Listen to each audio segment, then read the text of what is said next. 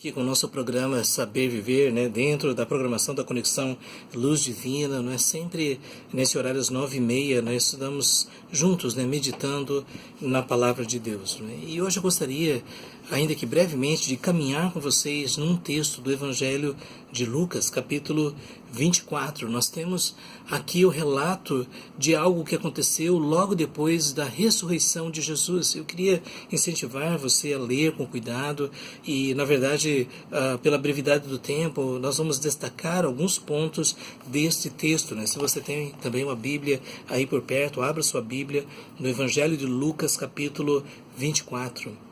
Eu gostaria de começar lendo e fazendo algumas considerações sobre esse texto. Você pode imaginar o que significa todos os discípulos de Jesus que presenciaram o julgamento de Cristo e todo o sofrimento que ele passou, e depois ele foi levado para a cruz. Os discípulos tinham ouvido da boca de Jesus que ele iria ressuscitar, mas isso parecia algo tão incrível, tão difícil de aceitar.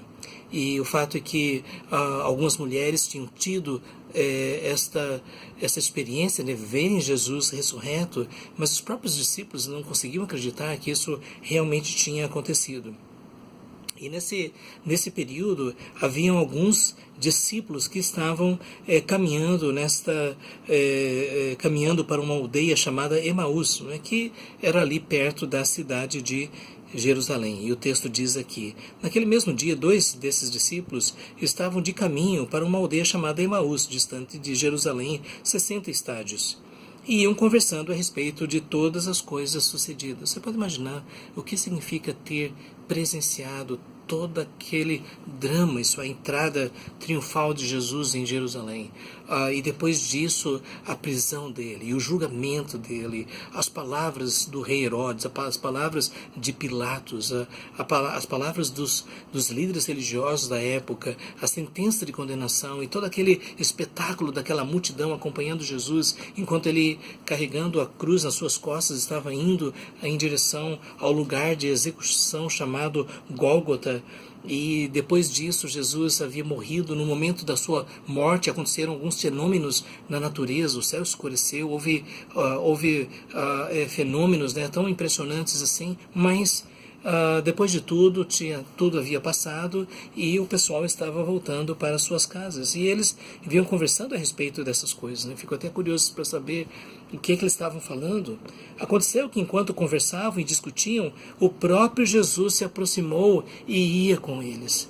E aqui o relato de Lucas, não é, o evangelista, é impressionante, não é, dizendo simplesmente, não é, que Jesus, que havia sido morto na cruz, ele havia ressuscitado e se aproximou desses discípulos. Os seus olhos, porém, estavam como que impedidos de o reconhecer. E nós não sabemos ao certo o que impediu esses discípulos de reconhecer que era Jesus. Se era o fato de ele ter um corpo já glorificado, um corpo ressurreto, ou se Deus mesmo impediu que a princípio eles pudessem reconhecer que era o próprio Jesus. Então lhes perguntou Jesus: que é isso que vos preocupa, de que ides tratando à medida que caminhais?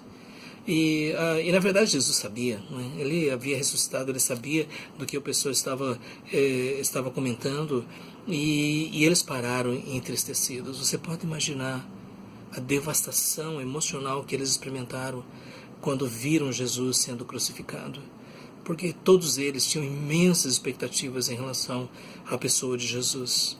E é por isso que eles expressaram essa dor, essa tristeza. Veja só o que um deles disse. Um deles era chamado de Cleopas, e ele disse: és o único, porventura, que, tendo estado em Jerusalém, ignoras as ocorrências desses últimos dias? Todo mundo sabia. Foi algo que moveu a cidade inteira, a execução de Jesus, a crucificação de Jesus. E eles perguntou: quais? Na verdade, o que nós vemos aqui é que o próprio Senhor Jesus ressurreto estava incentivando eles a responder, porque Jesus queria trazer uma mensagem para eles.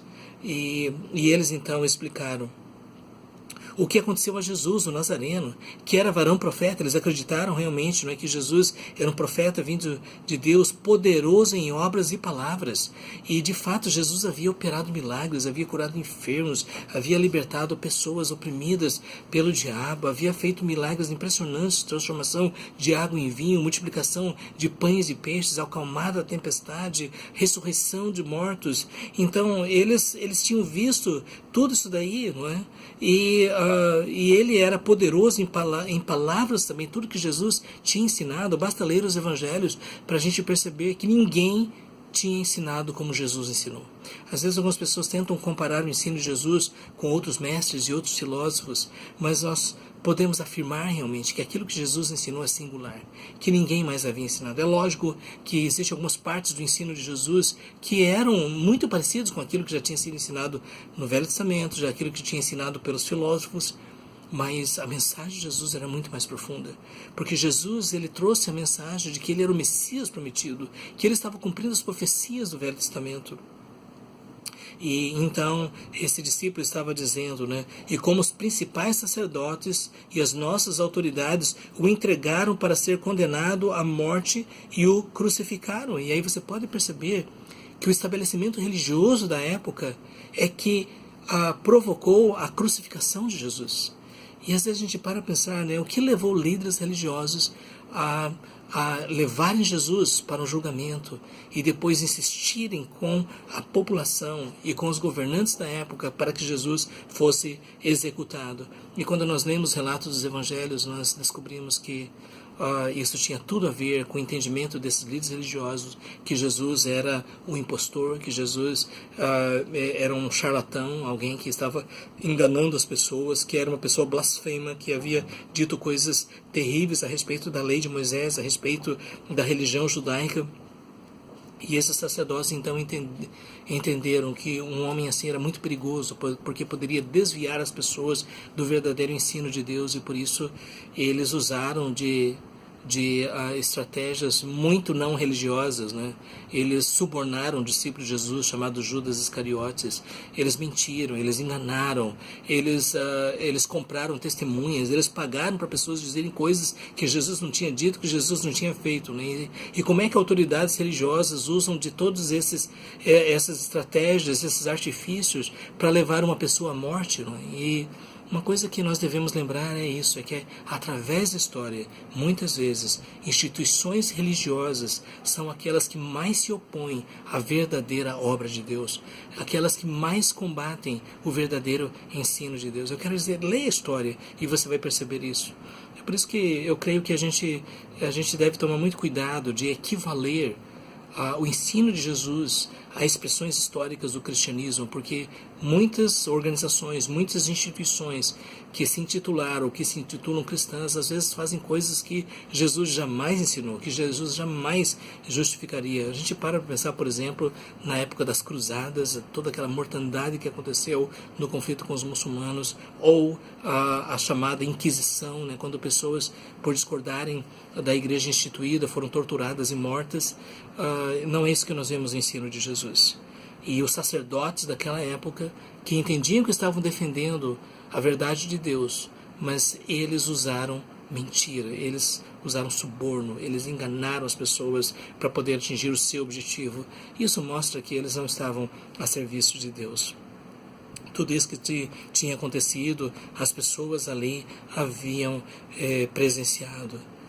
E daí o discípulo aqui diz, olha, nós esperávamos, e aqui está a expectativa dos discípulos, nós esperávamos que fosse ele que havia de redimir Israel.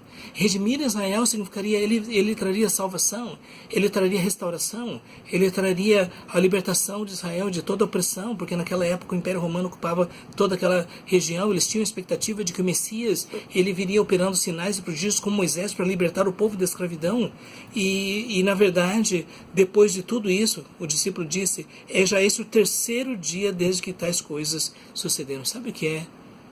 Vidas que seguiram Jesus e acreditaram realmente que Jesus era o Messias, e de repente veem ele crucificado, e depois o corpo dele sendo carregado para um túmulo, a depressão, a frustração de terem seguido esse líder.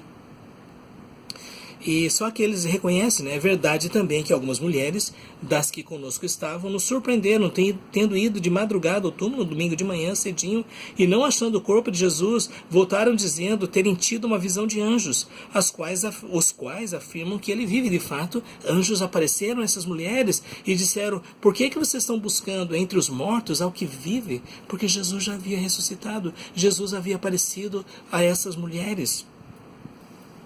E então esses discípulos de Emaús estavam conversando sobre o que Jesus tinha feito, os milagres que ele tinha operado, tudo que ele tinha ensinado.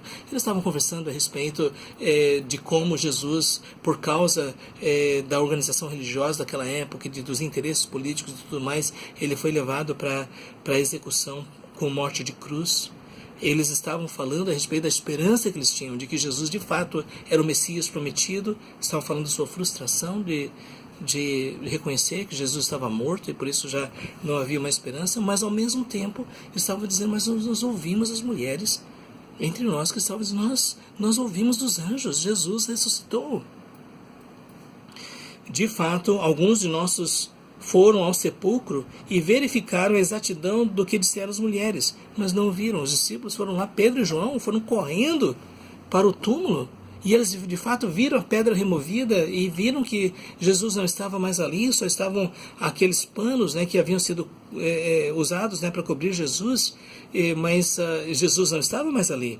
E os discípulos confirmaram: realmente o corpo de Jesus não está mais ali. E esta é a grande questão do túmulo vazio.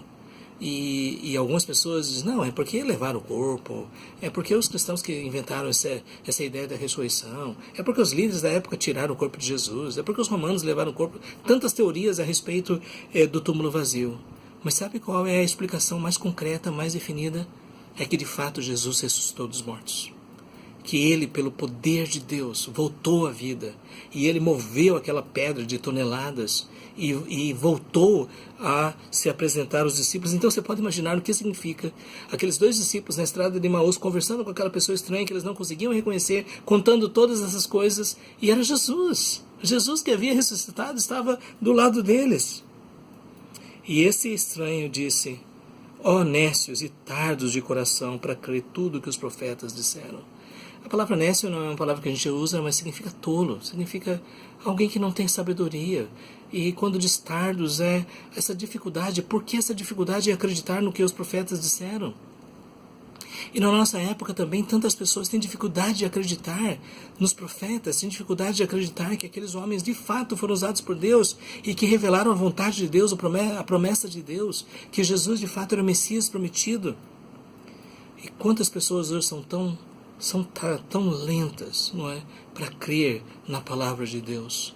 E é isso que Jesus estava dizendo. Eu acho que hoje Jesus às vezes ele também nos repreende, não é, quando nós somos tão lentos e tão nécios, tão tolos por não acreditar naquilo que ele disse, naquilo que ele fez.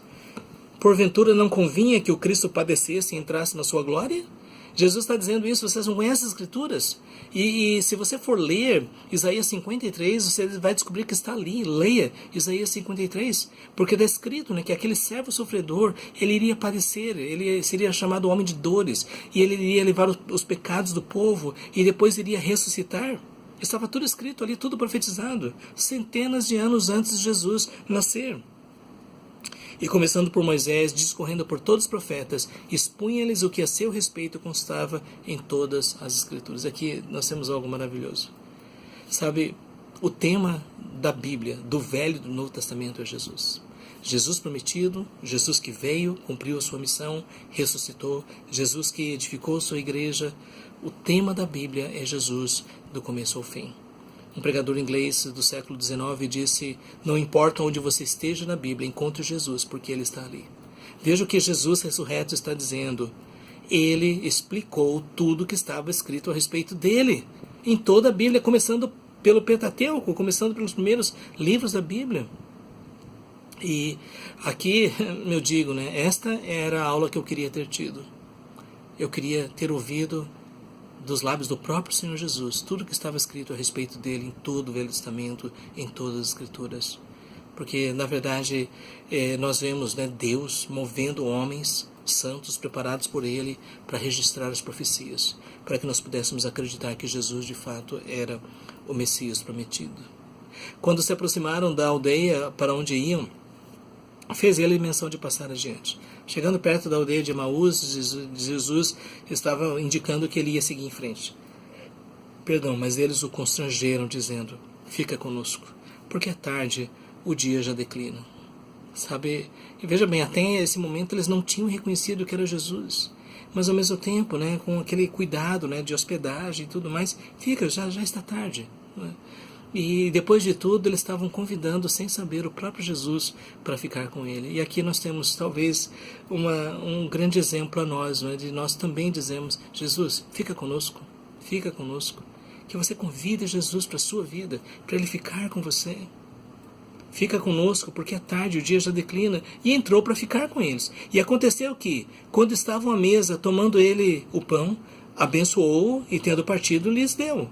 Então se lhes abriram os olhos e o reconheceram, mas ele desapareceu da presença deles. Você pode imaginar, até esse momento eles não tinham reconhecido que era Jesus. Mas no momento que Jesus abençoou, partiu o pão, abençoou e deu o pão, eles reconheceram naquele momento que era Jesus.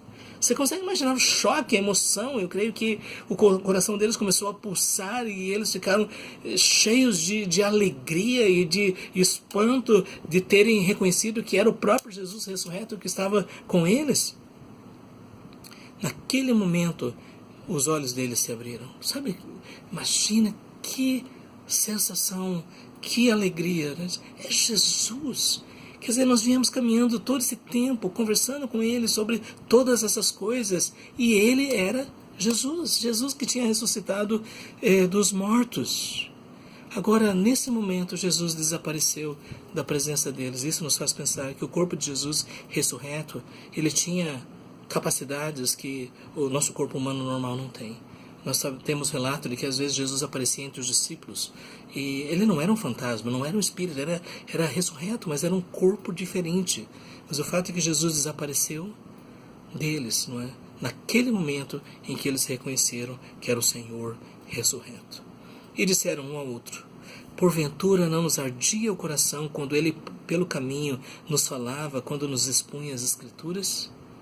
Veja só, aquilo que Jesus havia ensinado sobre tudo que estava escrito a respeito dele, na lei de Moisés, nos profetas, nos salmos, em todo o Velho Testamento. O coração deles estava ardendo enquanto eles ouviam isso. E eu queria incentivar você, ainda que hoje nós não temos a presença física de Jesus, mas Jesus disse que estaria com os seus discípulos até o fim da história, até a consumação do século. E nós também podemos pedir para que Jesus fique conosco. E nós também podemos pedir que, na medida em que nós estamos lendo as Escrituras, o próprio Senhor Jesus, ele manifeste a sua presença e faça arder em nosso coração a verdade da sua palavra. Sabe, às vezes nós estamos lendo a Bíblia e às vezes a mensagem do Evangelho vem com uma clareza tão poderosa e nós ficamos tão tocados e maravilhados de saber que Jesus de fato era o Messias prometido, que ele morreu na cruz em nosso lugar, ele pagou pelos nossos pecados, ele ressuscitou, ele está vivo e nós podemos experimentar a sua presença.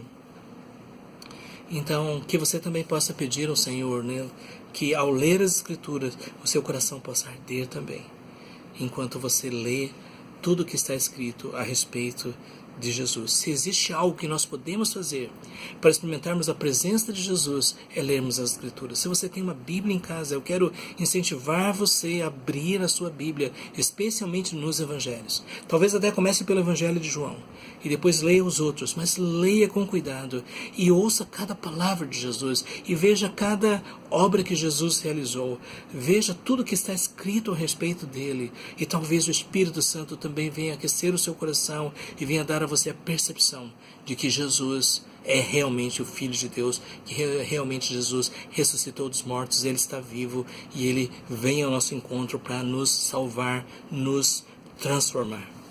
E na mesma hora, levantando-se, voltaram para Jerusalém, onde acharam-se reunidos os 11 e outros com eles. Você pode imaginar, eles não iam conseguir ficar mais em Emaús. Eles voltaram correndo para Jerusalém para anunciar: nós vimos o Senhor.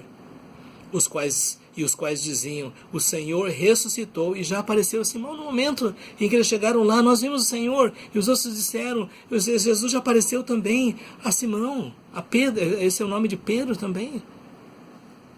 E você pode imaginar a empolgação, a alegria que todos os discípulos estavam experimentando. Jesus ressuscitou, Ele está vivo, Ele está entre nós. E esse tipo de alegria foi algo tão impressionante, tão maravilhoso. E por isso o texto diz: então os dois contaram o que lhes aconteceram no caminho e como fora por eles reconhecido no partir do pão. Primeiro os discípulos disseram: Jesus ressuscitou, e apareceu a Pedro. E depois eles também relataram: pois nós também conversamos com Jesus, Ele apareceu para nós.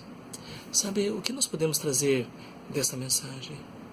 Eu queria lembrar para vocês que cristianismo não é uma questão de rituais ou de dogmas, ainda que nós devamos fazer afirmações bem categóricas em relação às verdades que Deus revelou.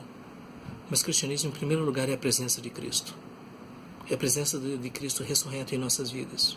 É uma fé inabalável de que Ele é aquele de quem os profetas falaram em todas as Escrituras. Que Ele é aquele Filho de Deus que morreu na cruz, morreu para pagar pelos nossos pecados e ao terceiro dia ressuscitou dos mortos. E que hoje Ele está acessível. E nós podemos, como a Bíblia diz, invocar o seu nome e experimentar também a salvação. Eu queria dizer para você, você pode ter a mesma experiência da presença de Jesus. Você pode pedir para que Ele se manifeste através da sua leitura da Bíblia, através da sua oração. Diga: Jesus, eu quero sentir esse ardor que esses discípulos sentiram. Eu quero experimentar a tua presença e o teu poder. Eu não sei em que momento você está na sua vida. Às vezes nós passamos por tantas lutas, tantos desafios, tantas dificuldades. Às vezes nós ficamos até fazendo aquelas perguntas mais fundamentais a respeito do sentido da nossa existência. O que é que nós estamos fazendo aqui? Mas no momento em que nós encontramos a Jesus, nós descobrimos a verdade. Jesus disse: eu sou o caminho, a verdade e a vida. Ninguém vem ao Pai senão por mim. Jesus morreu na cruz para pagar pelos nossos pecados. Ele ressuscitou dos mortos e Ele está vivo. E quando nós cremos nele de todo o coração, nós experimentamos a certeza da vida eterna, que nós estaremos com Ele para sempre. E não existe nada mais importante do que isso. É de nós, nesta vida, experimentarmos esta alegria de experimentar a presença de Jesus ressurreto e ao mesmo tempo também de termos essa esperança que haverá um momento, quando tudo terminar, que nós vamos estar na presença dele para sempre. Jesus mesmo disse que haverá um dia em que Ele vai olhar para todos aqueles que creram nele, que o seguiram de todo o coração. Ele vai dizer: venham, amados meus, para o reino que eu preparei para vocês desde a fundação do mundo. Essa é a promessa de Jesus. Não houve ninguém como Ele na história. Nem um filósofo, nem um líder religioso, nem um político, nem um imperador. Ninguém foi como Ele. Jesus é incomparável. E por isso eu quero dizer para você: receba Jesus em sua vida. Creia nele de todo o coração. Peça para que Ele transforme a sua vida e que você também possa se tornar um discípulo de Jesus. Que Deus abençoe a sua vida.